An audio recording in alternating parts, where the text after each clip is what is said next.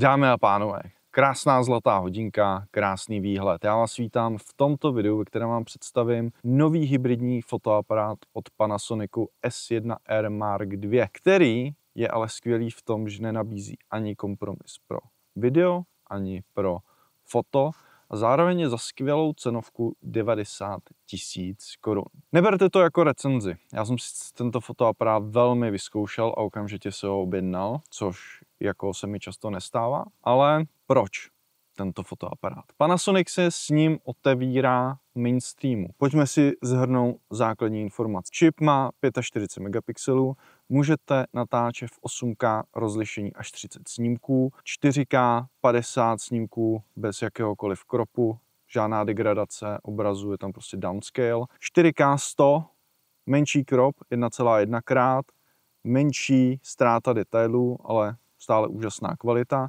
interní ProRes RAW, CF Express, Bčková karta, SD karta, můžete to využívat duálně, můžete zároveň využívat externí SSD pro nahrávání. Bylo zlepšeno automatické ostření, už je do toho zapojena umělá inteligence. Pokud budete nahrávat do Vlogu, což já beru jako samozřejmost, můžete si vybrat, jestli zapojíte funkci většího dynamického rozsahu, kdy sice obětujete, řekněme, rychlost čtení, to znamená sníží se rolling shutter, ale budete mít až 14 stop dynamického rozsahu. Kdo tohle má, ta kvalita z toho je naprosto úžasná. Já když jsem si vyzkoušel poprvé 8K při 25 snímcích, ještě bez tady toho dynamického rozsahu, tak jsem si říkal, sakra, kde ten rolling shutter je? Bych čekal, že od fototěla vlastně tam bude nějaký problém, budou se prostě kácet svislice a nic takového tam naštěstí není. Co se týče stabilizace na čipu, zase došlo se k nějakému jako velkému zlepšení. Panasonic udává až 8 stop. Do toho je tam vylepšený ještě samozřejmě ta dodatečná elektronická stabilizace. Já často jsem to používal už místo gimbalu s origovanou kamerou. Těším se, až to budu plnohodnotně využívat tady, řekněme s finálním firmwarem. Tělo naprosto úžasně zpracované, vylepšené, je celé z magnézia, máte tam velký OLEDkový hledáček s vysokým rozlišením, dále výklopný displej, který můžete i naklánět tímto způsobem, to znamená, je tam tilt, není tam jenom vyklopení do strany, to ocení fotografové. Co ještě nemám možnost vyzkoušet, XLR adaptér 32 bitů, stejně jako u GH7. Pro například vás, kteří natáčíte svatby, geniální záležitost. Je tam přepínač foto, video, zpomalený režim, tím se zase zjednodušuje ultra extrémně do menu, protože vím, že když budu ve fotím, nastavuju si věci. Mimochodem, zásadní informace pro všechny, kteří chtějí používat blesk. Panasonic už reálně ukazuje expozici s bleskem, to znamená, on si nic nedopočítává. Vyzkoušel jsem to, je to naprosto skvělý. CF Express Bčko, velmi levné karty, můžete například koupit od Angelbird, je to nějakých 512 GB, třeba kolem 4000 korun, včetně DPH. SD karty, baterie zůstává stejná, budou k tomu vydávat i grip.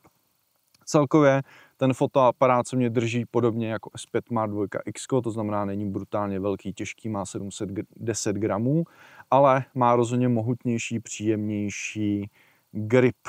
No a je to samozřejmě Panasonic. Skvělá workflow, skvělé funkce, například pokud rádi svídíte, je tam nově false color. Tento fotoaparát, a proto toto neberte jako recenzi, bude mít novou aplikaci, kdy přes USB-C ho můžete využít s mobilním telefonem, který vám bude fungovat jako monitor, ale zároveň si tam budete moct nahrát storyboard, zakliknout si, že už jste otočili ten záběr, případně, že ho natáčíte, budou se vám tam ukládat náhledy těch vašich záběrů, všechny k tomu přiřazenému storyboardu a to si myslím, že je dost jako super funkce, protože já mám vlastně náhledový monitor pro sebe čistě jeden, ale kamery mám 3, takže tohle mně přijde jako zajímavá funkce třeba při interview, místo přehazování externího monitoru si tam jenom napojit, podívat se, jo, takhle to vypadá dobře. A zároveň umí tento fotoaparát, což chci také pak vyzkoušet a používat, streamovat přes mobilní telefon, takže naprostá jako bomba. Co nemá, je například konektor čistě pro timecode, byť s tím timecodem může pracovat čistě jako přes ten jack, to je taková klasika. Je tam velké HDMIčko, USB-C, které teda slouží jak pro nabíjení, tak víceméně i pro třeba externí záznam na SSD, což je super, výstup na sluchátka a mikrofonní vstup jack.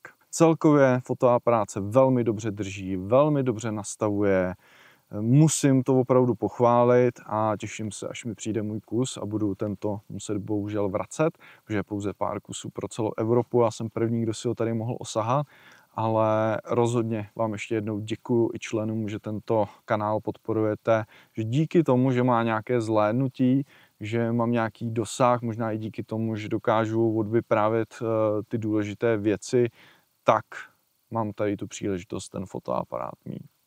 Já jsem z něj opravdu nadšený a už mně přijde, že si tím smazává takové to, že R by znamenalo jako resolution, jo, prostě vysoké rozlišení.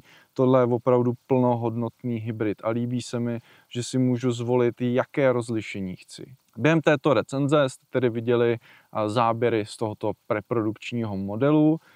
Já bohužel jsem ještě nedostal příležitost na to natočit nějaký krátký film.